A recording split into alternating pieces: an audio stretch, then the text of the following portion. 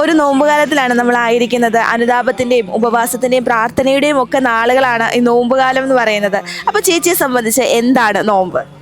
50 നോയമ്പ് കൊണ്ട് ഞാൻ ഉദ്ദേശിക്കുന്നത് 50 ദിവസം നമ്മൾ യേശുവിനോട് ചേർന്ന് ഇരിക്കുക എന്നുള്ളതാണ്. അതിലുപരി നമ്മളെ കൊണ്ട് ചെയ്യാൻ പറ്റുന്ന എല്ലാ നന്മ പ്രവൃത്തികളും ചെയ്യുക.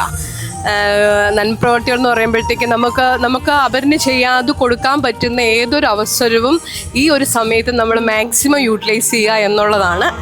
പിന്നെ നമുക്ക് ഈ പറഞ്ഞ മാതിരി മറ്റുള്ളവരെ സഹായിക്കാൻ, ഇപ്പോൾ ഉപവാസവും പ്രാർത്ഥനയും എന്നൊക്കെ പറയുമ്പോൾ ഉപവാസം എന്നുകൊണ്ട് നമ്മൾ ഉദ്ദേശിക്കുന്നത് ഒരു നേരം ആഹാരം മാറ്റി കഴിക്കാതിരിക്കുക, അല്ലെങ്കിൽ മീൻ ഇറച്ചി അതിനേക്കാൾ ഉപരി എൻ്റെ ഒരു ചിന്താഗതി എന്ന് വെച്ചാൽ നമ്മൾ ഒരു നേരം ഉപവസിച്ചാലും ആ ഒരു ഉപവസിക്കുന്ന ആ നേരത്തെ നമ്മളുടെ ഭക്ഷണത്തിന് ചിലവാകുന്ന കാശ് നമ്മൾ അർഹിക്കുന്ന ഒരു വ്യക്തിക്ക് നമ്മളത് കൊടുക്കുക.